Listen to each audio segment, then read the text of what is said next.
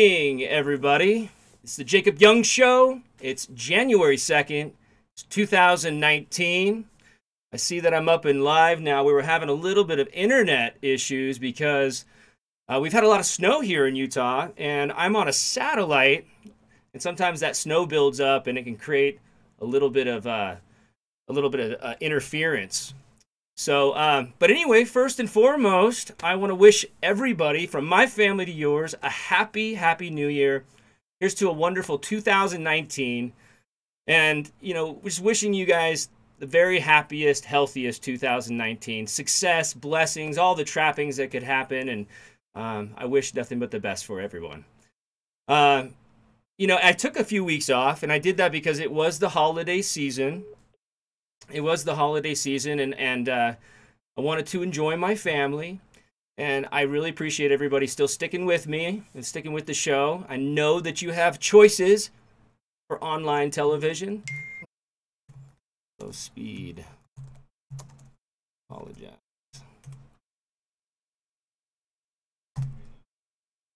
So I'm just going to go ahead and roll through this, even if we have a little bit of slowing, but I hope everyone had fun at their New Year's parties.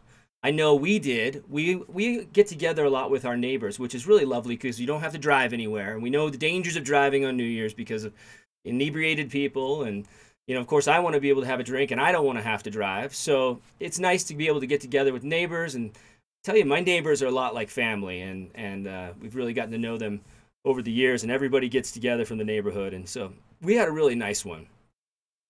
And I hope there weren't too many hangovers, yesterday from New Year's. And please write in and let me know what you did for your New Year's Eve. I'd love to see what everybody's been up to. Let's see if I can't detach this.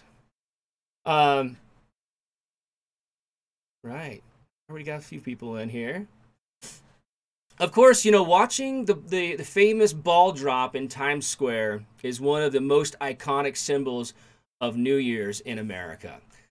This year, it was pouring rain in New York. I'm pretty sure you saw that, or if you live out there, it was pouring all over the city all night, which did put a bit of a damper on the usual crowds, especially since the Times Square security did not allow anyone to have their umbrellas or bring their umbrellas. And there was a big umbrella controversy with Andy Cohen. He had an epic meltdown on CNN Live with Anderson Cooper when security threatened to confiscate his umbrella. I mean, did anybody happen to tune into CNN and see this happen? It was, I don't know. And, make sure you don't bring your umbrellas next time because it'll be okay, so now, here's my first question, because I lived in New York City for many years, and I never went to see the ball drop. I mean, it's congested down there. Everything's roped off, and, getting around is a hard thing to do there. But is it on anybody's bucket list to go to see the ball drop, or have you already done it already? And, make sure you don't bring your umbrella because they'll make you go home.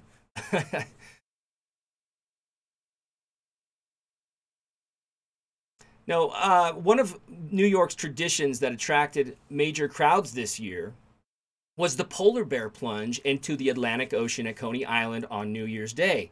Now, even though it rained all New Year's Eve in New York, yesterday was almost 60 degrees there, and over 4,000 people gathered to dive into the Atlantic Ocean to start off the new year. Would any of you take that plunge into 40-degree ocean water? Let me know what some of you did to kick off the new year. Maybe a cure for a hangover from the night before. Who knows? And most of us, we make New Year's resolutions. And some of the fun facts I want to share with you about some resolutions. The most common ones, first one is saving money is one of the top 5 most common resolutions and most commonly failed. Over half the people in the survey I read say they fail their resolutions by January 31st. Women make more health-focused resolutions, while men mostly pledge to find new jobs or lay off the booze. Now, I'm going to read the top 10 most common from this survey of 2,000 people. And please write in and let me know what yours is. Maybe I'll get some good ideas myself this year. But the top 10 New Year's resolutions are 10. Spend more time with family. 9, drink less alcohol. I think we all could probably relate to that. 8, find a better job. 7, read more. 6, quit smoking. 5, learn a new skill or hobby. 4, save more and spend less. Number 3, lose weight. Number 2, exercise more. And the number 1 most popular New Year's resolutions, and I think this has been going on for years, but diet or to eat healthier. I know, every New Year's I try to make a resolution of some sort, at least if it's a mental resolution and say, I want to work out a little bit more this year. I want to eat a little better. I want to, try to be a better person. That's always in the back of my mind, trying to find out, what do the things that I want to do. And I really do want to hear about some of your resolutions. I'm going to see if anybody said anything. We spend it, okay, so Spoiled Brat says, we spend it at the American Legion with the veterans. That's a wonderful place to be. We have an American Legion right here in my town. What's the big Governor Brown? What's the big deal about having umbrellas? I don't know. I don't know what the big deal was. I mean, I guess they're afraid people are going to start hitting each other with their umbrellas. I mean, we did see that subway thing that happened recently. I mean, I don't know if you guys caught that in the news, but this girl was on subway and she had a bit of a fight with this Asian lady. And she started kicking her, and then she pulled out her umbrella and started beating her with it. So maybe that triggered it. I don't know. So Justin Bieber recently made some news in the headlines, and this one kind of irked me a little bit. And I want to know what you guys think about this. So there's this Nickelodeon star turning 16 years old, and she recently purchased a BMW car, and it was decorated, went through the customs, they had like either, it had custom paint on it, her image was on it, I'm not sure if it was wrapped or if it was actual paint, but the rims all looked different colors, and yeah, it's a loud car, but it also said it was part of her tour that she was getting ready to do, so I think there was some marketing behind it. But Justin Bieber went on to say on her Instagram after she posted it, burn it, twice. Now, this is a 16-year-old girl. Okay, yeah, she has 1 million followers. He's got 100 million followers or more. I don't know. I thought it was really tacky. So she got back to him right away, which I was really proud of this girl. I don't know her, but I was really proud that she did this. She got back and she had a life-size cutout of Justin Bieber in her car and had her thumbs up, and she said, burn it. And I was like, good for you. And then, of course, that must have caused a bit of a stink, because he got back and said, hey, I'm sorry. I said that. I didn't mean to offend you. We don't have the same taste in cars. Still, I mean, it was just really tacky. And then, I don't know if you also saw this, but he recently had a new tattoo put on over his eyebrow. I don't know if it's right or left side, but it says grace. And if someone's gracious, maybe he's trying to remind himself, put it on your forehead, but he certainly wasn't gracious in that Instagram comment to this sweet 16-year-old girl. I don't know what's going on through his head, but here's my question to you. If someone as famous as a Justin Bieber commented on one of your Instagram posts, even if it was a negative comment, would you still be flattered that the famous star took the time to comment on something you posted? Or would you still think it was rude and feel insulted? Yeah, he was being rude. Yeah, so it just bothers me. You have all this money, you have all this fame, and you just got to take it out and take a piss out of someone else. And I just don't have time for that. Go do your thing and try not to bully other people and about their decisions. So we are getting ready to kick off the movie season. It's award season again, with the Golden Globes kicking off the first major awards show this Sunday, January 6th. The movie with the most Golden Globe nominations are Vice, A Star is Born, The Favorite, and Green Book. Have you managed to see any of these movies yet, or will you wait to see what wins before making your choice to see these films? And we're certainly going to have a lot to talk about. We'll certainly have a lot to talk about next week after the Golden Globes. They are probably the most fun award show because all the stars get wasted at their tables throughout the show. So you never know who's going to say something that's going to go viral the next morning. Mark Rosano says, I think I'd be flattered even if it was a negative comment from the Beeb. I don't know, man. I think, I don't know. It would really bother me. In fact, I don't follow him on Instagram. But if I was following him, I would unfollow him for something like that. Mindy says, my resolution is to see my girl, Kristen. She lives in Utah. You might know her. I don't know who you're talking about. Little area it could be because there's so many people. And Governor Brown sounds like a party. Now, speaking of movies, did anyone make it out to the theaters over the holidays to see the new Mary Poppins or Aquaman? Those are probably the two most popular family movies this Christmas season. These days, movie tickets average a price of about $11 each. Do you still go to the movie theaters to see things on the big screen, or are you more likely to wait for it on cable and Netflix? I mean, I know for me personally, we do go to the movies. We go to the movies from time to time. And, my son and I, we go more than the whole family because there's always something that he wants to see, which is fun. But at the same time, we like to be home.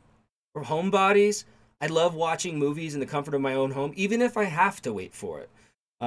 It doesn't bother me. It's worth the wait most of the time. Sometimes it's a bit of a letdown. I just watched Venom with Luke here at home, and actually it was pretty good. I love Tom Hardy. Tom Hardy is such a great actor. He's it seems like he morphs into whatever he wants to be, and just an incredible actor. So it was fun. It was fun to see him in an action hero movie, comic book hero, well, anti-hero being Venom. But you know what else? Thinking about this holiday season, it feels like Christmas season comes and goes faster each year that I get older. Like everything does these days. And I'm already missing all of the Hallmark Christmas movies that have been on TV 24 hours a day since Thanksgiving. And I was really excited to be in my first Hallmark movie this year. Wondering if any of you might have been able to see it. The movie debuted on December 23rd. It was called Christmas Made to Order. It was filmed right here in Utah. We actually filmed this one pretty close to the holiday season, which was pretty impressive because we filmed it close to the holiday season. They did all the editing. They got it all done. And then it was up on the 23rd. It felt like it had just been edited and we just had shot it. So kudos to the Hallmark Channel for, being on top of their game. And I started the movie with Jonathan Bennett. He and I also played the same character on All My Children. We talked about this on one of the shows previous. I taped an interview with Jonathan a while ago. We ran it on the show, but I never was able to get through that entire interview. There was a slight technical snafu, and I want to be able to rerun that interview because I want to be able to talk about Jonathan's Burn Cookbook, which is signed by Jonathan to me. It says, Jacob, you're the second best JR. Well, he burned me, apparently. But I'm going to be giving this away, and we're going to be giving it away probably in the next... we're going to have a contest on the next episode for this book. It'll get shipped right off to you. And if you haven't seen this book, it's fun. It's based on the movie Mean Girls. So all the recipes are relatable to the movie. He obviously starred in that movie with Lindsay Lohan. And if any of you have an Amazon gift card out there and you don't know what to spend it on, this is a really fun gift idea to buy yourself. And of course, if you don't have a gift card, you have a chance to win one. And a lot of fun, I've looked through it. It's not regular guac, it's cool guac. I don't know. He's got some. Is your cornbread muffin buttered? He's got some illustrations, some pictures in there, and of course the recipes to go along with it. So it'll be a fun giveaway. And so without further ado, I am going to go ahead and run this interview again, and we've got some more show to come up after this interview. So please enjoy it, and please pay attention because you'll be able to actually see the last half of the interview, which we never got through last time. All right, here it is.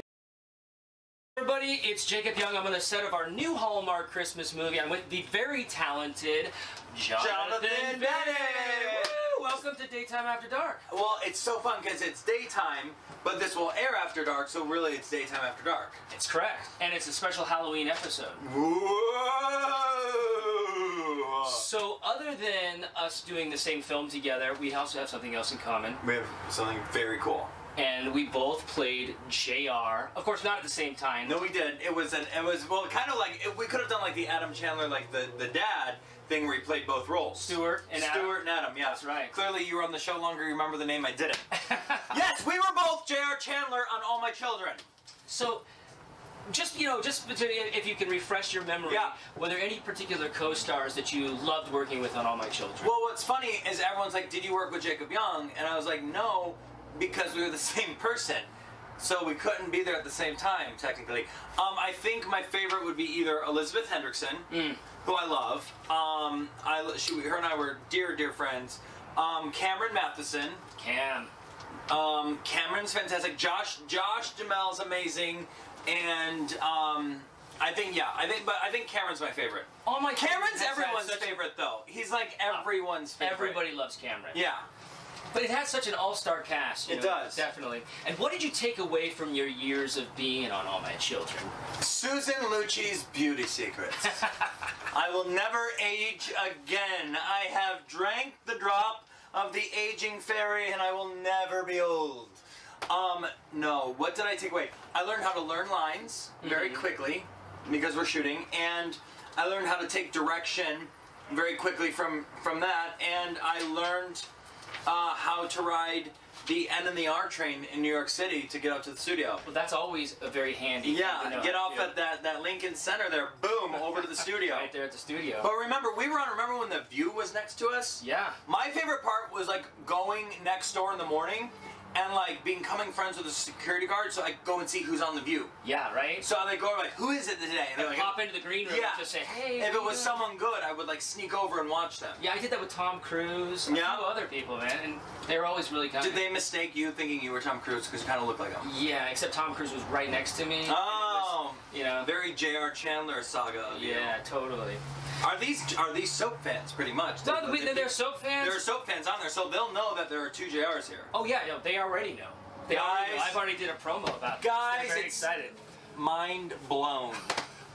So, you got a major break, of course, playing Aaron Samuels. Yes. In the hit movie Mean Girls. Yep. Right? And now, have you seen the new Mean Girls Broadway musical? Ah! Yes, I have. So, first of all, thank you to all the Mean Girls fans watching. Number two, I got to go and see Mean Girls on Broadway for the first time, wait for it, on October 3rd, which is it's National Mean Girls Day. First of all, National Mean Girls Day is October 3rd. I got to go on stage. The whole place was filled with fans. It was fantastic. And I got to go out and introduce the one and only Tina Fey to all the fans. The place went absolutely bananas. It was such a beautiful experience, and I was so grateful and like just blessed to be there on that day with all these fans who we owe all of our success to the fans because you are the reason we get to do all this stuff. And Tina Fey is amazing. Yeah, Tina Fey's, I guess she can write. She's fine. I guess she can write a few things.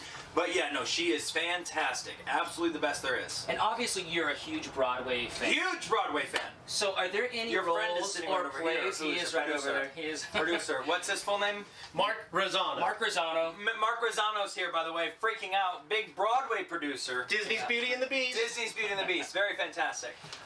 Is there any roles that you could ever see Jonathan Bennett playing? Yeah, well, here's the thing. There was one role, I was in talks with my agent, and they actually said I was too good and I couldn't play it, which has happened to me twice now. Once on All My Children, and I said, fine, I'll leave, and they hired a new guy. And then once when I got offered, Lumiere and Beauty and the Beast, and I was like, no, can't do it. Too talented, gotta leave. And what did you play in Beauty and the Beast? I must have taken it from you. You've taken my role twice, Jacob! I'm kidding, guys. I love them. I'm joking with them. No, I think my biggest... If I could be on Broadway, I would want to be Fiyero. Good choice. Fierro or... Oh God, that's a good question. I would want to be Fierro. I kind of want to play my character on Broadway. I want to play Aaron Samuels in Mean Girls just one day, just to see what it would be like. I bet you can make that happen. I think we should do like a put-in day where I just go for one day and try it out. Without any rehearsal? No, yeah. Like, I mean, I get it. Like you say, same words, just say it, but just kind of sing it. Just sing it out. Yeah. Of course. Well, speaking of performing live, Yep. You were a fan favorite on Dancing with the Stars a few seasons ago. So, what was that experience like? First of all, they use fan favorite loosely. When they're like, what do we give him? Because everyone else has a title of like why he's on the show. Jonathan can't dance, not really that funny, so we'll call him the fan favorite. It was Dancing with the Stars is the best and worst experience you'll ever have in your life. Yeah. It is awful and it is amazing. Scary? It is so petrifying, it is so hard, but at the same time, there's nothing like... I was just talking about this with Alexa Penavega, our co-star on Christmas Made to Order on Hallmark Channel, December 23rd at 8 p.m. But I was just talking with her about it, and we both had the same experience. We're like, did you love it and hate it? She's like, yes. Yeah. Because it's awesome, but we were talking about how there's a nervous sound. I don't know where Dancing with the Stars gets the sound of the 4 clicks before you start dancing. There's like a click that plays, it goes tick, tick, tick, tick. I think they get it from the devil. Like it is literally the scariest sound in the world because you know once those 4 clicks hit. We are recording. Okay, it's going really well. Part two of the interview with Jonathan Bennett. So, what motivated you to participate in Dancing with the Stars? Was it your love of musicals, or was it something else? No, you know what? I just lost my parents the year that I was on Dancing with the Stars, and I was feeling really down, and this offer came around, and I thought, you know what better way to honor them, because they were such big fans of the show, and to honor them and to kind of feel alive again. And so I was like, let me go on Dancing with the Stars and do it, and it did just that. It also exhausted me and made me have shin splints, but that's another story. Well, that's absolutely beautiful, and I'm sure your parents would have been very proud of you for doing that. They are. I think they are, yes. Yes, I know they are. Now, moving back Jacob, we have matching shoes from wardrobe. We sure do. Are these your personal shoes? No, these are matching wardrobe shoes. Wait, just show them your shoe. Look, we're in the movie together, we have matching shoes. Fantastic. So, I just want to move back to Mean Girls. It's been a hit movie. Yeah. It's been a Broadway show. And now, it's a book. It's a cookbook. What? Yeah. It is a book? Mean Girls has a cookbook? I don't know what you're talking about. Yes, I do. Shameless pug. The Burn. Oh, wait, we're not in focus. There we go. The Burn Cookbook. So, tell us about your cookbook and how did it come about? Well, Jacob, I'm glad you asked. So, I am on Food Network hosting Halloween Wars, Cake Wars, Cupcake Wars, Christmas Wars, Cupcake Wars Kids, all of the wars on Food Network, and I've got to meet so many fantastic chefs, and I'm like, food has always been a huge passion of mine. I love being in the kitchen with my mom, and she was such a good chef, and I grew up cooking with her, and after being around all these chefs on Food Network, I'm like, how am I gonna incorporate my love for food and like how am I going to do something for me in the food space? And then a friend of mine was making guacamole and we put in pomegranate seeds and apples and she goes, try this. I said, okay, and I tried it and she goes, it's not regular guac, it's cool guac. And I go, what did you say? She goes, it's not regular guac, it's cool guac. I go, I'm not a regular mom, I'm a cool mom, which is Amy Poehler's line from Mean Girls. And I'm like, oh, a Mean Girls parody cookbook. That is what I'm doing. So where can people pick up your cookbook? All right, guys, here's the deal. You can get the Burn Cookbook. It's available, I can't say where, other than burncookbook.com. Burncookbook.com is where you can pick it up. However, if you were to go online on Amazon, it might be cheaper. And really cheap right now, it's on sale. So if you were to go to Amazon, and order it, it could be at your house in a couple days. Here's why I love the cookbook so much. It's so much more than a cookbook. It's not just a regular cookbook, it's a cool cookbook. There are so many amazing activities and games in this book. For example, there's a quiz, so you can figure out which Mean Girl you are. Oh. There is a drinking game. Nice. Wow. It's called the Boozy Brunch. The Boozy Brunch. Yes, Boozy Brunch. Love You it. get to make our cocktails from the book. For example, we have cocktails in the book called the Two Gated Function Cosmo. because Damien's character was too gay to function. We have things like the regulation hottie toddy. We have the why are you white Russian. We have all these amazing, amazing drinks so you can get together with your girlfriends and you can play the game, you can watch the movie, play the drinking game, make the cocktails, and then we have everything from appetizers like Gretchen's Wieners instead of Gretchen Wieners. Delicious. Gretchen's Wieners, they're pigs in a blanket, to chicken fettuccine Alfredo instead of fettuccine Alfredo. See what you did there. So there's so many fun recipes. There are behind-the-scenes stories and fetch facts in this book. So, for example, if you didn't know that in the movie they say Regina George is flawless. I hear her hair's insured for $10,000. Fetch fact, true story it is, because Rachel McAdams, who plays Regina George, actually had a wig that cost $10,000 because the director had it made out of Ontario, Canada by a professional wig maker who made a mold of her head and made a human hair wig so it would look real and it wouldn't look fake because they were the plastics. He didn't want that to happen. So he made that, and then it was actually insured for $10,000. So a little behind the scenes where you hear the girl say that, you'll learn these like little behind the scenes facts. Little BTS. Little BTS, guys. Little BTS. Pick up the book at burncookbook.com. or other places. Or Amazon.com. But that's where you should be picking Burncookbook.com, and then it'll lead you anywhere you want to go. Or you can pick it up. It's available now in the best-selling table at Barnes & Noble. Now, you've worn so many hats in your career. An actor, producer, author. J.R. Chandler. J.R. Chandler. Yeah. It's a big hat. Is there any That's what she particular said. role of your own personal career that you enjoy the most? You know, just being a dad. No, I'm just kidding. I don't have kids. I don't even have kids, but I thought that would be like a really good answer. I think my favorite role would be this one because I get to sit in this room and talk to you. So right now it would be this one. Depends on what my next movie is. Maybe that'll change. No, I'm kidding. But I'm actually loving this role. I'm really having a good time with you on and you're set. doing it fantastic. No, thank you. You are and too. wait till you see this movie because it's fantastic. It's so cute. Jonathan is amazing at it. Alexa's amazing at it. And we're really excited to share it. Yeah. It comes out on the 23rd of December, 8 p.m. on Hallmark Channel. Woo! Well, you've heard it here first. Jonathan Bennett, the talented, on Daytime After Dark, and we're going to see you next After Dark. Wait, I have to go to set. Bye, guys. Jonathan Bennett, ladies and gentlemen. Well, as you know, the show is no longer called Daytime After Dark.